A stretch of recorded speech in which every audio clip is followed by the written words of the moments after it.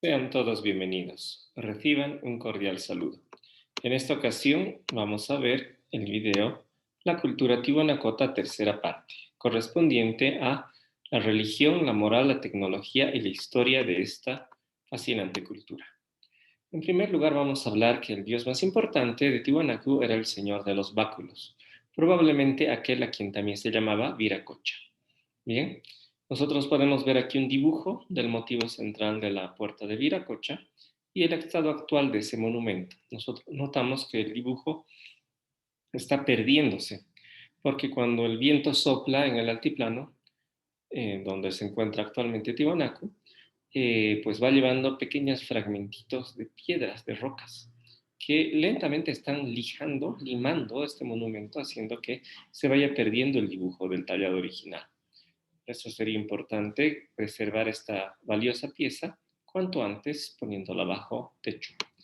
Bien, vamos a hablar un poco más del Señor de los Báculos. Sabemos que es un dios de origen chavín, ¿no? Ya aparece el siglo IV antes de Cristo. Nosotros aquí tenemos una representación chavín del mismo Señor de los Báculos. Podemos ver su cabeza, dos grandes báculos y un tocado de serpientes que está dibujado en el mismo plano, pero que corresponde a lo que va cayendo detrás de la figura de este señor. Y podemos ver que la representación chavín es prácticamente similar con la representación tihuanacota, ¿no? Este es el señor de los báculos.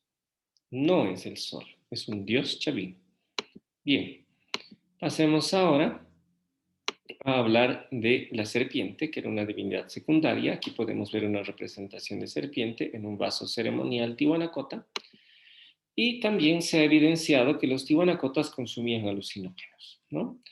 Es decir, los sacerdotes, los encargados del aspecto religioso en Tiwanaku lo hacían, no el pueblo común. El pueblo no tenía acceso a esto porque era exclusividad de los sacerdotes. Bien, vamos a hablar ahora un poco de la tecnología. Los tiwanacotas eran unos maestros excepcionales en el tallado de la piedra. Nosotros podemos ver acá una piedra y el dibujo que representa los tallados que tiene esta pieza. Nosotros podemos darnos cuenta que había muchas piezas similares hasta que han debido estar formando probablemente un ingreso, una entrada, o tal vez nichos dentro de alguna edificación importante. Pero llama mucho más la atención esta otra piedra que tiene muchos más rebordes y partes trabajadas con una tremenda precisión que probablemente era para encajar milimétricamente con otras piezas. Bien, bueno, vamos a hablar también un poco acerca de la medicina tihuanacota. Aquí nosotros podemos ver en estas imágenes una trepanación craneana. Y nosotros vemos que un individuo ha recibido una herida en el cráneo y los tihuanacotas se atrevieron, digámoslo así, a tener un tremendo avance médico en este caso, ¿no? De tal manera que lograban operar estas cosas. Bien, en la antigüedad habrá que decir que cuando alguien recibía una herida en la cabeza, en prácticamente todas las culturas era la persona dada por muerta. ¿Por qué razón? Porque cuando alguien sufre un golpe en el cráneo, se produce una hemorragia interna, ¿no? Entonces, esa hemorragia interna hace que la presión dentro del cráneo vaya aumentando. Y a medida que aumenta esa presión, pues la parte de abajo del cráneo, donde se une con la columna vertebral, es comprimida por la presión. Llega un punto en que esa presión es tan fuerte que esa parte se rompe. Se descomprenderán que nuestro cerebro no es precisamente elástico, ¿no? Y nuestras vías neuronales tampoco. Entonces, cuando eso se rompe, la persona deja de respirar y su corazón deja de latir y entonces muere. Entonces, para evitar eso, lo que se hace es hacer un pinchazo en las membranas que recubren al cerebro para que el exceso de presión y de sangre salga por ahí y no rompa lo que se llama el tallo cerebral en la base del cráneo. Bien, bueno, una vez que la persona ha sido salvada de esa manera, queda el siguiente desafío: ¿cómo impedir que esto se infecte?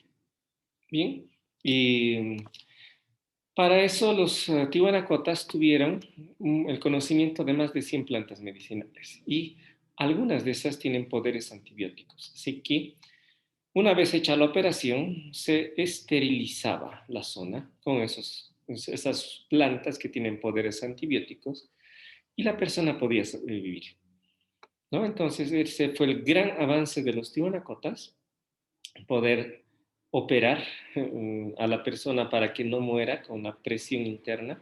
Y segundo, esterilizar para que no muera con la subsiguiente infección. Hay que recordar que antes del descubrimiento de los antibióticos, lo cual se hizo en el siglo XX, cuando alguien tenía una infección, pues si esa infección no se sanaba por medios naturales, ¿no? Pues solamente quedaba la amputación, ¿no? Entonces, supongamos si tengo una infección en uno de mis dedos y la infección está avanzando, la única forma que había de parar la infección y que termine matándome era cortarme el dedo, ¿no? Si tenía una herida, digamos, en la mano y se infectaba, no había más remedio que cortar la mano. Y así. Bien. Y esto nos lleva a un salto en el tiempo, a la Guerra del Chaco. Pues sucede que en la Guerra del Chaco, obviamente hubo una gran cantidad de muertos, pero la cantidad de muertos de Bolivia hubiera sido muchísimo mayor de lo que fue, de no haber sido por la participación de los callahuayas en esa guerra, apoyando a Bolivia. Primero fueron llevados como soldados, pero eventualmente sus conocimientos médicos justamente hacían que un herido que tenía que pasar a amputación pudiera ser salvado y de esa forma pudiera sanar y pudiera volver al combate. Entonces, todavía no se ha hecho un estudio de la magnitud de esa importancia, pero si tomamos en cuenta una batalla, un combate, la cantidad de heridos es muy superior a la de muertos, generalmente, y de esos heridos, una buena proporción tienen heridas infectadas, ¿no? Entonces, considero yo que la participación de los callahuayas en la guerra probablemente decidió el curso del conflicto a favor de Bolivia. Bien, bueno, eso nos da una idea de cuán avanzada era la medicina tihuanacota. Habrá que decir que los callahuayas actuales, lastimosamente, no tienen el conocimiento para hacer trepanaciones craneanas, pero los tihuanacotas, sus antepasados, sí lo tenían, ¿no? Entonces, imaginamos que eh, ha debido ser probablemente la medicina más avanzada del mundo de su época. Bien, pasando a las costumbres de los tihuanacotas, el aculicar, es decir, el mascar coca y almacenarla a un lado de la boca, era algo muy usual y aquí podemos ver incluso en cerámica a un tihuanacota con su típico aculico de coca. Bien, también habrá que decir que los tihuanacotas hacían sacrificios humanos, tanto de niños como de adultos. Eso se ha evidenciado en la pirámide de Acapana, que es la que se ve al fondo, ¿no? Ya habíamos visto esta imagen de Pumapunku con la puerta de Viracocha. Es posible que también en este otro santuario se haya hecho algún tipo de sacrificio humano, ya que los chavines cortaban las cabezas de las personas sacrificadas y es posible que siendo esto un santuario de dioses chavines haya ocurrido lo mismo. Bien, pero volviendo al caso de Acapana, se hizo la excavación de una de las esquinas y se evidenció que en cada uno de los niveles había sacrificios humanos, ¿no? Y no solamente de adultos, inclusive de niños. Lo que no sabemos es si es que ese sacrificio era solo en esa esquinita o está a lo largo de todas las plataformas, ¿no? Eh, Consideramos que es posible que no haya habido un sacrificio masivo, que no sean todas las plataformas llenas de cadáveres, sino solamente justo en la esquina que los arqueólogos investigaron, puesto que no hay una tradición de que hayan sido sanguinarios los tiwanacotas, ¿no? Por lo menos en los pueblos que quedaron posteriormente luego de su caída. Sin embargo, eso obviamente requerirá mayor investigación. Bien, vamos a pasar ahora brevemente a explicar la historia de los tiwanacotas. Habrá que decir que durante mucho tiempo, desde el año 1500 a.C. hasta prácticamente el inicio de la era cristiana, Tiwanaku era una aldea, un pequeño pueblo, ¿no? En medio del altiplano. Pero hacia el inicio de la era cristiana hay un aumento de lluvias, lo cual hace que el lago Titicaca crezca, ¿no?